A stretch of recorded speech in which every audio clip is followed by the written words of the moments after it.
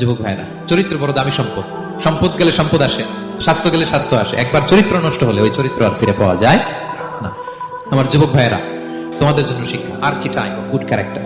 চরিত্র কিভাবে হেফাজত করতে হয় এর মডেল, প্রেরণার বাতিক হওয়ার তাগড়া যুবক, পৃথিবীর সবচাইতে সুন্দর পুরুষ ইউসুফ আলাইহিস সালাম। তাকে দেখে ওই সময়ের আরেক বিশ্ব সুন্দরী জুলাইখা প্রেমে মাতোয়ারা গোপন কক্ষে নিয়ে প্রেম নিবেদন করেছে, বলেছে ইউসুফ কাক কক্ষে টের পাবে।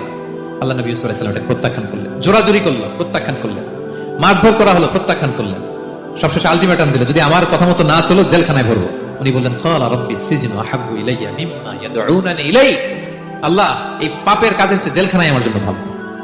বিনা অপরাধে, বিনা দোষে, এক যুগ মিথ্যা অপবাদে কারাবন্দী ছিলেন সাইয়েদনা ইউসুফ আলাইহিস সালাম। তারপরেও চরিত্রের ব্যাপারে এক বিন্দু কম্প্রোমাইজ করেন।